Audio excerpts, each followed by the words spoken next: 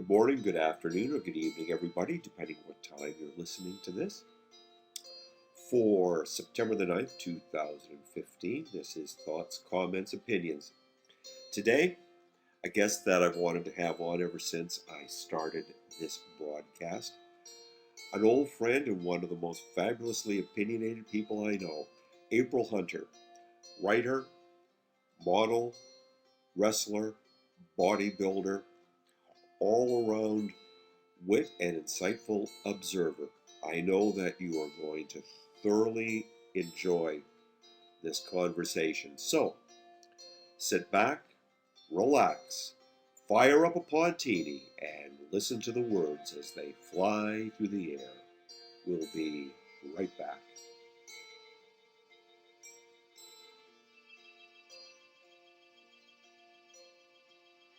From Florida, we have April Hunter. Hey, April, good to talk to you. Hi, how are you doing? I am doing fabulous. Yeah, we've already discussed the weather, so we won't bore the crap out of the audience with all that. There is so much stuff that you're interested in, have opinions on. Let's just start from you have a great blog. Forgive me if I get the title backwards. It's Putting the Clothes On, Taking the Gloves Off. Do I have it right? You have it right. Yay, me. Okay. Or as you say, spot on over there, right? Yeah, exactly. Um, you write about so many different topics. Let's go from what got you, and you are a fabulous writer. What got you started Thank writing you. the blog? Um, well, I'd always written. It was more of like a outlet kind of thing, I guess. Anytime something was on my mind or I was venting or whatever, I'd write. And I shared an office with he's my now ex-husband, but I shared an office with him, and sometimes he'd be over my shoulder reading some stuff, and he kept saying, "You should publish those." And I was like, I don't know about that, because they were pretty, honest Yes, they and are. blunt and to the point.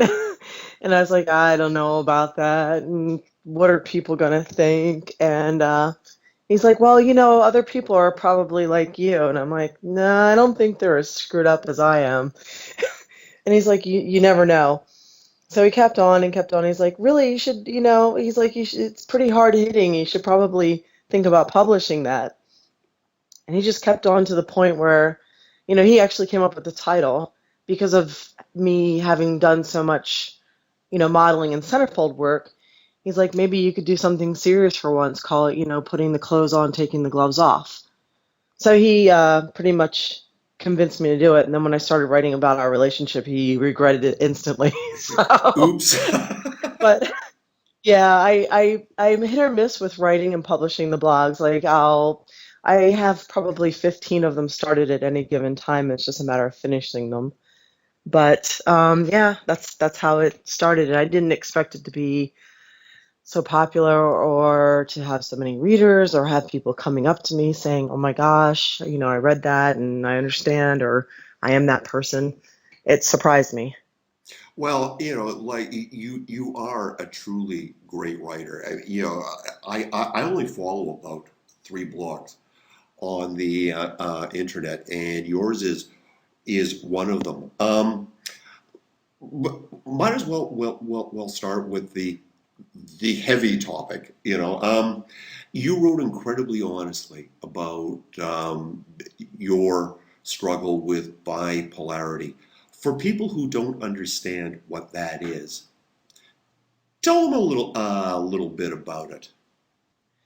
That was part of the reason I wrote about it. Well, part of it was to again vent, but I was running into problems where my friends didn't understand what it was. I think they just thought I was an asshole. Or they didn't get it. I'd randomly, cancel things. I just didn't feel like going anywhere. And I people don't understand it's a lot more than like mood swings too. I mean, like certain types, like if you're, sorry, I keep saying like, so American. If you are bipolar 1, you tend to get a lot of respiratory issues. And the more I was becoming almost an expert on this subject, because I just kept reading and reading and studying, and I've got some doctors in the family, and I kept going to therapy, and um, I started writing about it to try and make people understand that it was a lot deeper than people realize. It's more than, hey, the weather's bipolar today, and it was complex, but it's not all bad. Every time you hear about bipolar disorder, it's always done in the media as something, tragic, or this massive shooter, took everybody down and he was diagnosed with bipolar. It's like that. And Hmm. there's a lot of strange advantages to being bipolar. Like, for example, most people who are bipolar are, like, when I say most, I'm saying pretty much 100%, are very artistic and creative. Something about it hits the creativity, whatever, in your brain. And, we come by that crazy artist thing, honestly, because most of us are crazy artists Oh, yes. and afflicted with some kind of mental illness.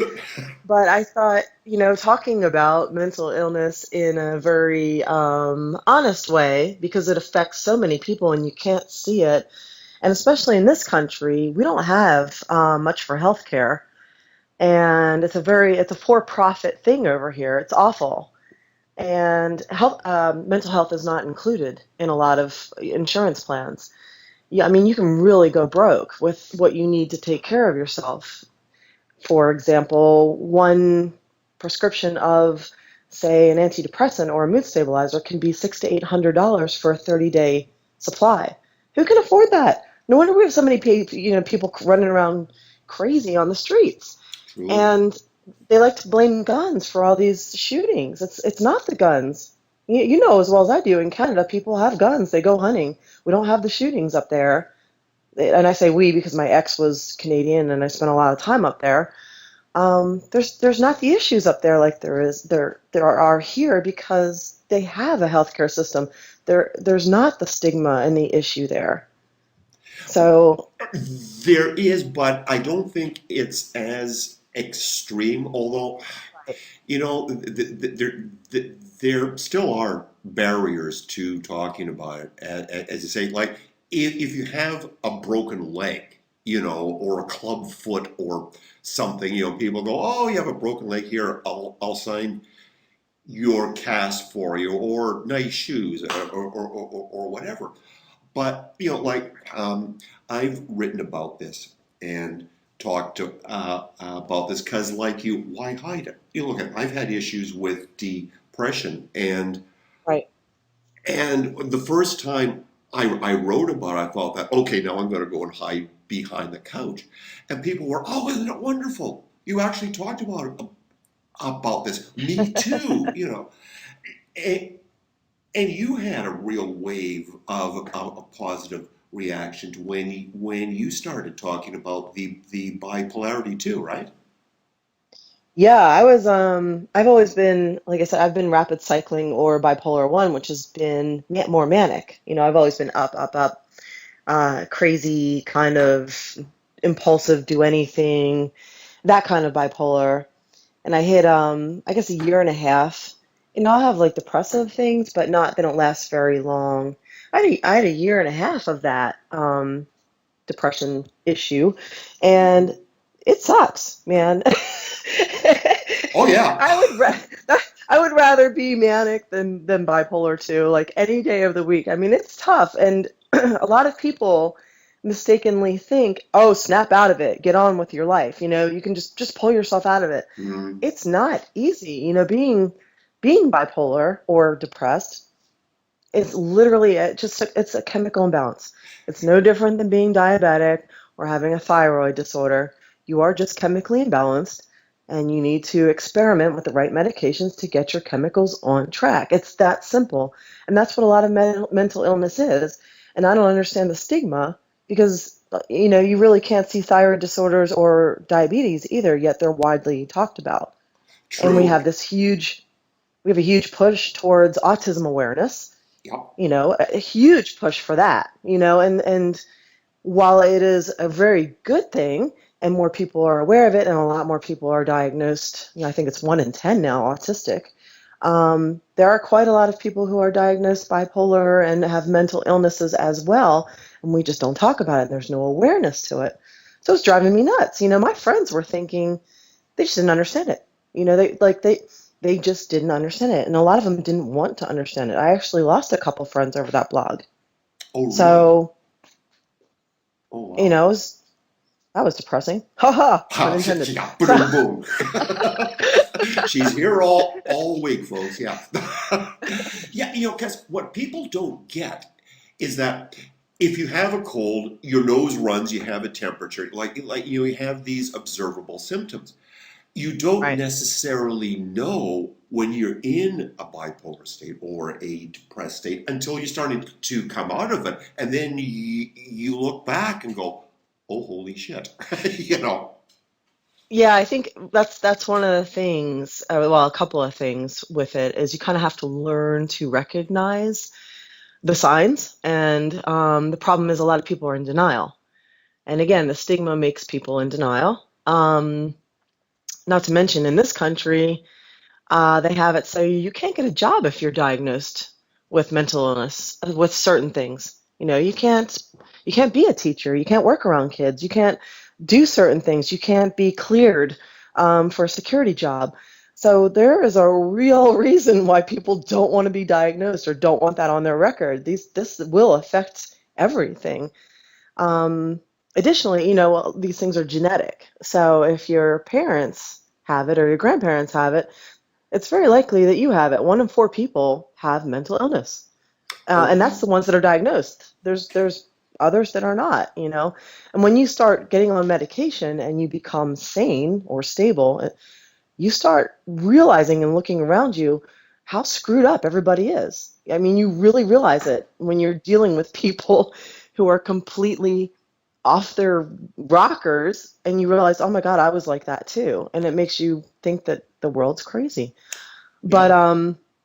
yeah, I think like for me, I knew something was wrong since I was 12. Like I was tested and misdiagnosed or diagnosed with everything from chronic fatigue to clinical depression to tested for lupus, diabetes. They just couldn't figure out what was wrong with me. Like I was just bone tired. And for someone who I work out all the time, I eat well, they could not figure out what was wrong. I was doing cancer screenings. It was never ending. Just obviously when I was on my parents' insurance, but I always knew something was wrong. So it was almost a relief to finally get diagnosed. And then it was really depressing because I realized I would be on bank breaking medications for the rest of my life, and that it was a lot more complex than I realized with the physical part, the physical ailments that came along. The lung disorders, you can have heart disorders. And like for me, I have a heart murmur, I have all kinds of lung and breathing issues. And, of course, there's the the medication side effects. So Hmm. it's tough to deal with physically and mentally. So yeah, And it's a handful. and you also work and still work in a profession as a wrestler where um, it is such an environment of controlled aggression and so incredibly physical. Was it ever hard for you going into matches? If you were in a manic aggressive mode, to be able to pull back so that nobody gets hurt. Um, Not so much for my matches, but I do remember being almost uncontrollably angry at some of the promoters, the way I have been treated. And usually my coworkers never, had to bear the brunt of my anger, but I do remember going off on some of the promoters because in the business I'm in, a lot of people are extremely unprofessional. There's very little about professional wrestling that is professional. And I burned quite a few bridges. Some of it was my fault, no doubt. But there's a lot of things about professional wrestling that is just so dodgy and underhanded and just unbelievable. And I being a more outspoken, opinionated, and then having the mania behind me. Can we swear on this one? Yes, you can. I was really quick to step up and say, "Go fuck yourself. I'm not dealing with it." Like, go eat a bag of dicks. Give me my money. Or like my policy in wrestling has always been, I took a page out of Henry Hill's book. Fuck you, pay me. It's not. I'm not doing it for the love of it. I'm not doing it for because it's a hobby. It's a job for me. So if you're going to mess around and play with my paycheck or try and get something over on me, I'm going to step up. Whereas a lot of the other wrestlers, I'm just happy to be here, is their attitude. That would frustrate me because they were ruining it for everybody else. So that was the only time I would, I get in my car and go home and basically, I think I've kicked out 2 or 3 windshields. But, and I've also had altercations physically with at least 2 promoters. One tried to rip us off once we got there. Luckily, it wasn't just me at the time, but I remember 2 of the guys surrounded him. We had driven pretty far in ice to get up to Virginia. And while he was so busy watching the 2 guys that had flanked him on either side, I'm the one that punched him. So Good, good. so and then we grabbed his money because he owed us. So and it's this is basically some of the stories that I write about. Yes, indeed. Yes, So indeed. And as I say, dear God, you write them up. Well, you know,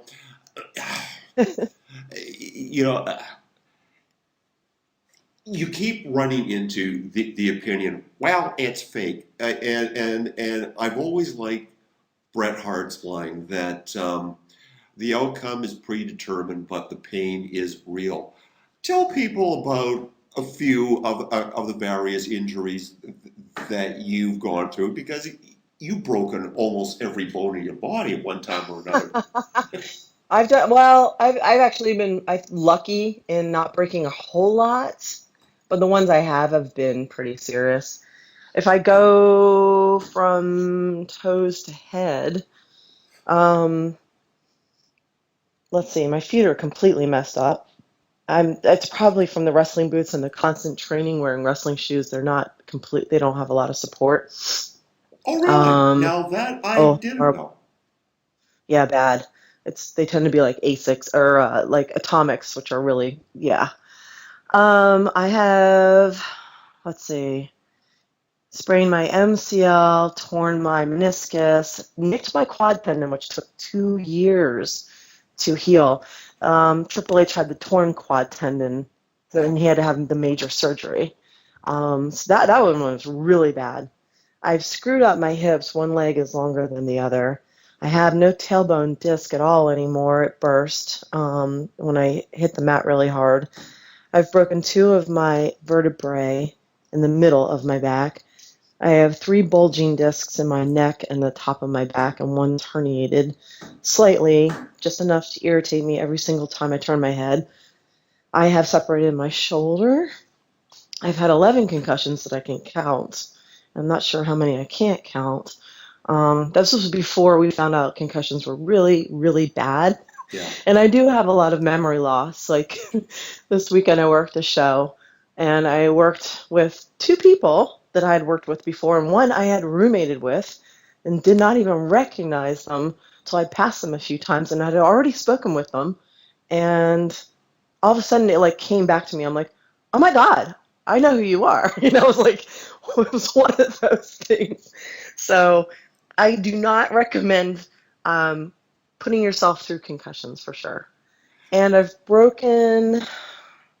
my one arm elbow kind of thing. I was in the ring with a girl who was very new. She panicked in the ring and picked up my arm. I was laying down. She picked up my arm backwards and dropped her knee on the back of my elbow. Ow! Yeah, it was bad. It was really bad. I remember just, it was bad. My wrists and are pretty much to this day just messed up.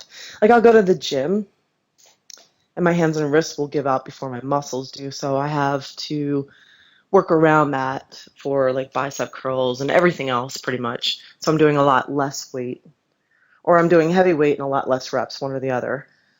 And I've broken just about pretty much every finger. So it's not a career that I would recommend because it is very hard on your body and you don't make any money until you get to the top. Yeah. So you can be an actress or an actor and have so many more choices, so many more companies. You have TV, film, stage. There's a lot more opportunities there, whereas the only company where you'll make money now at all is with WWE, unless you're a male in Japan and working for like, one of the top companies over there. You just can't make money in the business, so you're putting your body through a lot. And True with enough. WWE, they have one women's match per show. So as a female, it is extremely difficult. Now that has never made sense to me either. In that, sex and attractive women sell absolutely everything from beer to furniture to cars and so forth. It's never quite clicked with me why, and to use the WWE term, the Divas matches are 3 minutes, squeezed in the middle of the show between commercials. Like Yeah. when TNA had a strong women's division, and I was covering TNA for PW Torch, and I made the point that they should do a spin-off show. You know, Yeah. it, can you explain why women's wrestling, is just this little tiny niche about the length of a beer commercial in the middle of a 3 hour Raw? I really can't. I to this day it has uh just confused me. I don't understand it at all. If somebody was smart, they would. I always said with TNA, if they were smart, they would have capitalized on the two things that made them in the beginning, and that people want to see that WWE does not bother with, and that's cruiserweights and women. Yeah. That would be their niche. Instead of trying to be WWE light, they Oh, would do their own thing and they would have their own market. But I mean, look at Ring of Honor, which is almost as popular as TNA without the TV because they just do cruiserweights for the most part. mm-hmm. True enough. So, but for some reason, I don't know, the powers that be out there are just, they are either turning a blind eye to it or don't care or have an axe to grind or don't believe that women are worth anything, or I don't know. It does not make any sense to me at all. None. When the rest of the world, I mean, literally the rest of the world are using women. I mean, Quentin Tarantino picked this up ages ago. He started making films based around strong women because he figured it out. Men love to go to films with strong women. Women love to see films with strong women. So, I mean, Mad Max got huge, extra awesome reviews just because people appreciated Charlize Theron's character. I mean, everybody else is figuring out that strong women equal money, except for wrestling. Wrestling's always been a decade behind, though. Maybe two at this point. Could well I don't be. know. Yeah. All I, Yeah. all I can say is the business is fucked hearted. Sorry, but it is. No problem. Now, It besides writing and wrestling, you have another business interest. Butcher Baker. You're a candle maker. How'd that get started? um, that was a hobby kind of thing that for sanity. I spend so much time in front of a screen when I'm not on the road because of my websites and my blog and everything else. I still have aprilhunter.com. I still run a wrestling download site, so I'm constantly monitoring them and doing emails and getting back to customers and social media and promoting and you know customer orders. Like I do all of this myself. So to get away from it all is how I started the candle thing, just to put everything down and work with my hands.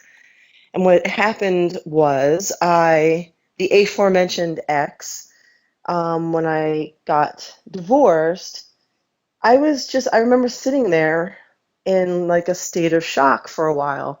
I didn't work. I did the bare minimum. My mom, I had some money saved, and my mom had left me a little bit. And between those two things, I was able to buy a little townhouse in cash here in Clearwater. So I just took some time off and I just did not work. I planted things and sat around and tried to figure out if I'm honest, if I wanted to live. My mother had just died. Yeah. My grandmother had died 6 months before that, back to back after battling long illnesses, which I had taken care of them. And I was flying back and forth nonstop to Pennsylvania from Florida. Every other week, my uncle and I were switching off. And it was really hard, and they were the only family I had left. So all of a sudden, everything changed. I mean, everything. And my ex and I had talked about splitting up, and then my mother was diagnosed with cancer. And then he said, I'll hold everything down because we had pets and everything else. He's like, I'll hold the fort down basically while you take care of your mom, and then we'll sort this out when you get home. And once I got home, we basically went through with the split. So here I was sitting in this little townhouse by myself, trying to figure out if, what I was doing with myself, and if I really, this is where I went through that year and a half depression thing, if I wanted to even bother Mhm. after being diagnosed. And he made me feel like I was an affliction. He couldn't see me as a person anymore. I was just a disease at that point. I was trying to get away from everything. And I was trying to remember, I read something on somewhere. It said, if you want to be happy again, in addition to how you react and how you see things, one of the things to think about is what you enjoyed doing as a child. Is what did you do as a child before money was involved, or cares in the world were involved? What did you like doing? So I remember thinking to myself, oh, I liked riding bikes. I liked going swimming. I liked playing outside. I liked making candles because my mom had bought me a candle kit when I was a kid, and I really enjoyed it. So I started doing those things again. Playing outside, I bought a bike, a used bike, I started swimming, and I started making candles. And I found out that this advice was really good. So I posted all these pictures of candles and these weird scents I was creating because I was trying to do stuff that was different, like pumpkin pie lavender or chocolate cappuccino and The just, grandpa's memory is cool too. The tobacco and vanilla beans. Neat. yes, yep. It smells like pipe, vanilla pipe. And just different stuff. It was a little bit unusual. And I was posting them on Instagram, and which is real April Hunter, by the way, Instagram and Facebook, and people were like, "Oh, how can I buy that?" And I had thought that was weird because I wouldn't buy anything I hadn't smelled first. I'm like, "Oh, they're not for sale. I'm just creating stuff." And they're like, "Well, really, I would like to buy one." And I lost my hearing. I lost half my hearing in WCW. I was standing on stage and pyro went off. So I think to compensate, I have a really strong sense of smell. And Mm. I've always bought a lot of candles, and smell is like a big thing for me. So I was like, really, you want to buy a candle you've never smelled? And like, yes, yes, yes, it sounds really good. So I started mailing them out or bringing them to some of my appearances, and they started selling. And the wax and the oils to buy, really good wax, organic oils, these aren't cheap. So I thought, well, at least it'll kind of cover its own costs, if nothing else. But then they started selling, so I started doing more with it. And Fan- that's how it happened. And then people Fantastic. start buying them again. Good stuff. And I'll be putting the links up. And speaking of links, because this half hour has flown by, and you're welcome to come back on anytime to talk about anything you want. Um, because like anybody who has ever modeled, particularly being an adult model, you get ripped off all the bloody time. Which are your sites where if somebody's going to pay the money, let's make sure that it goes where it's supposed to go. So what are the real April Hunter sites? They are very easy, and I appreciate that because if fans come to our sites, it's kind of a big deal. My site's actually a combination of an over 18 site and a fan club at this point. So I post like all the behind the scenes stuff and just everything that, a wrestling fitness fetish fan would want to know, as well as all the product from that stuff. It is aprilhunter.com, and then I have a pay-per-view download site on, okay, this one's tough. Clips for sale with the number 4, Right? clipsforsale.com, and that's 31614. So that's a slash. So clipsforsale.com/31614. I was thinking Austin, 316 and then 14. Okay, so you remember it by the size of Steve Austin's shoe. No, he had this little his catchphrase, but Yeah, yeah, it was just easy to remember for me. I don't know why they assign us numbers. It's ridiculous, but they do. yeah, it just rolls off the tongue, right? Uh, Absolutely. It's smooth like chocolate. Oh Lord, geez, we never even got into the chickens or online dating or anything. But as I say, April, Oh man, the online dating thing is that's hilarious. Yeah, I'll oh have to come back on. well, I, you know, we both met our partners through online dating, and we both bear the scars of what went before. oh my gosh, yes. Can I listen? Yeah, Okay, go for guys, guys, and girls, and girls, and girls. If you're going to date online, I understand everybody wants to put their best face forwards, but just try and keep it legit and real and use a current picture. For fuck's sake. it. Don't waste anyone's time because I ended up twice, okay, twice. I was dating around, and I don't mean like whoring around. I mean dating around because I didn't want to get really involved with anybody. So I wasn't like involved with any of them in any way. I was just going out to dinner and coffee.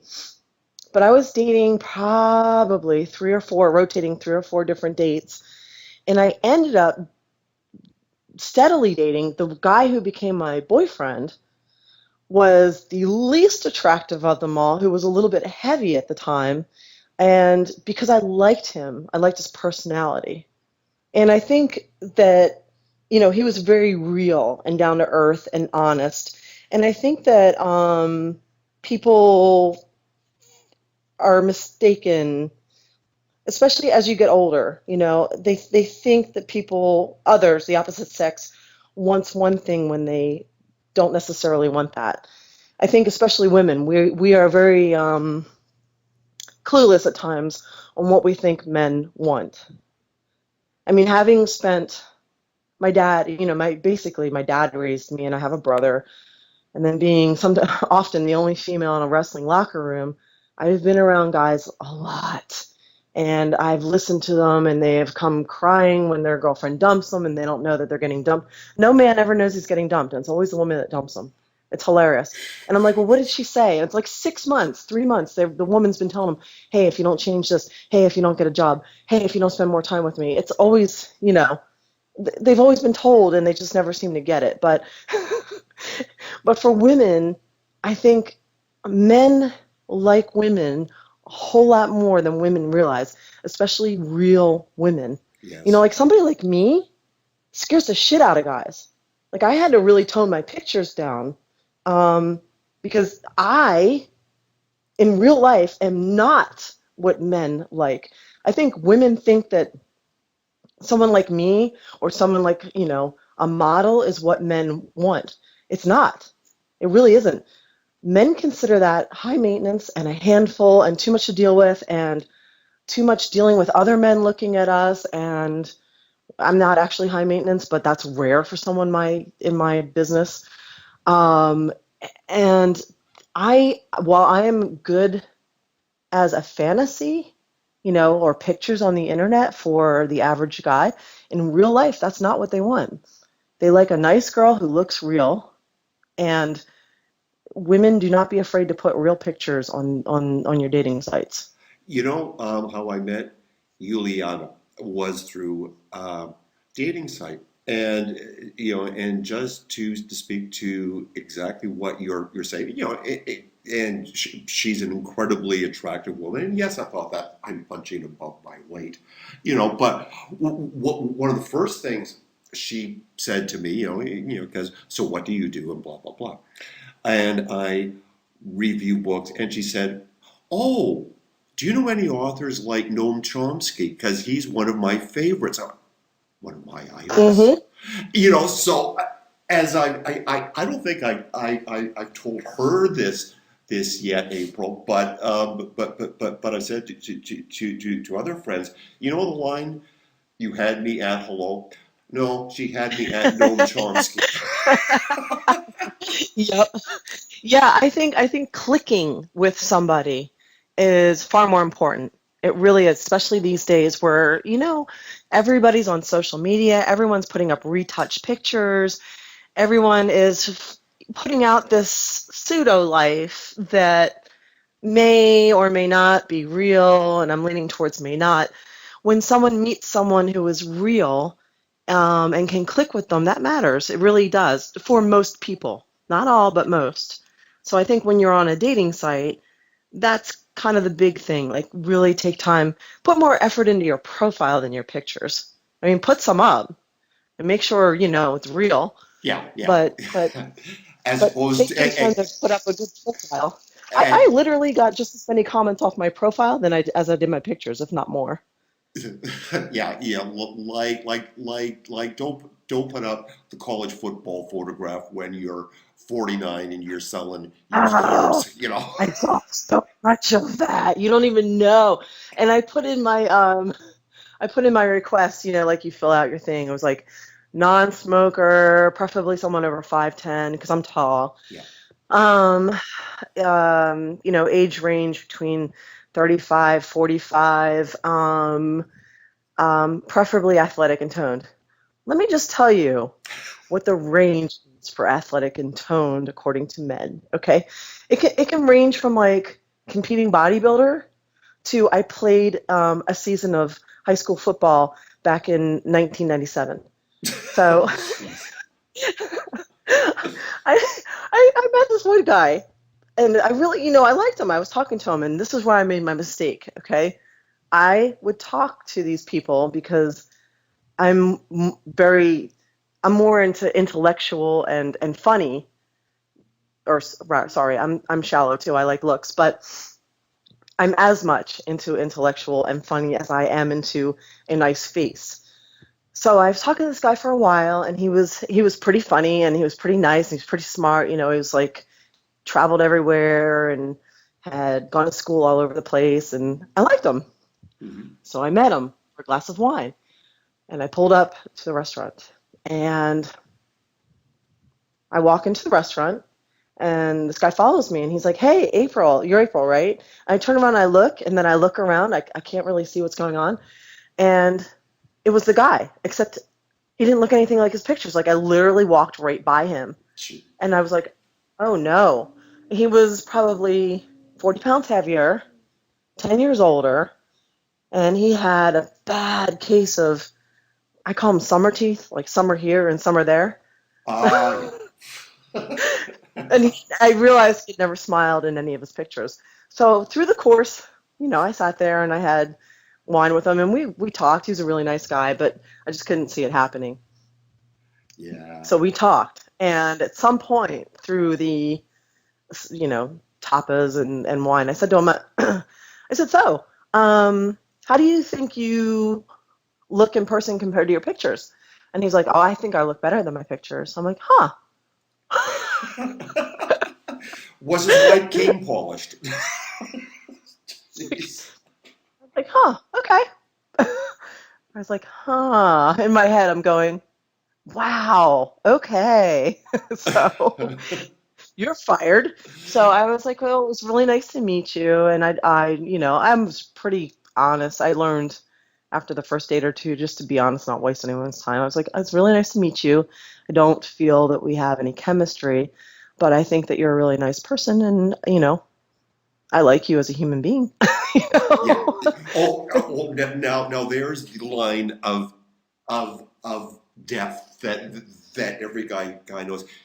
I really like you as a friend, which is the polite way No, of I wouldn't saying say take a that. hike. I wouldn't say that. I would say I think you're one hell of a person, but I just don't feel we have chemistry. Yes, that's I actually did make probably two friends out of that deal, who I'm still friends with on Facebook and talk to.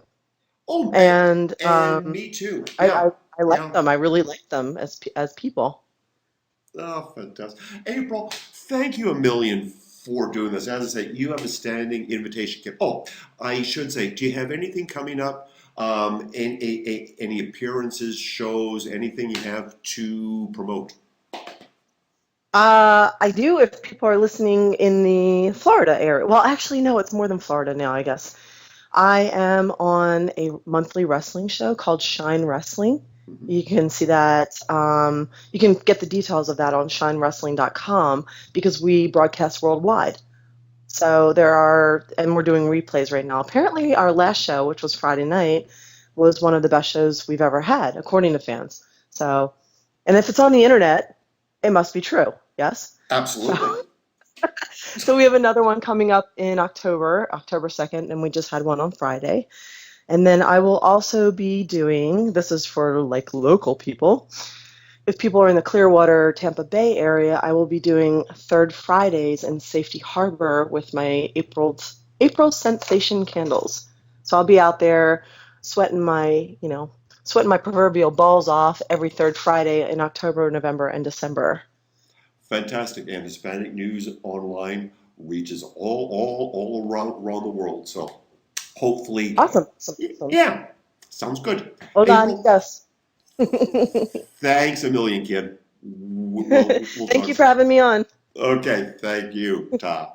Have a Once again, I'd like to thank April Hunter for being our guest on Thoughts, Comments, Opinions. I'm recording this before we've done the actual conversation, so heaven only knows where we went, but I'm sure that you found it entertaining and informative, because that's who we are, that's what we do. Coming up later this week, somewhat of a theme. We're going to be having on the fabulous Cindy Moon, the famed model, and also now a clinical psychologist. Coming up in other episodes that will be recording for Thoughts, Comments, Opinions soon, the publisher of Dark Publishing, who is bringing forth the work of Arab writers to the English-speaking world, and Lisa C. Taylor, who has put out a fabulous new book of short stories called Growing a New Taylor. Pardon me, growing a new growing a new tail. Oh, I could re-record that, but what the heck? Let's just leave it as it is. So for now, from all of us who work the late shift here in Ireland, good night, everybody, and be seeing you.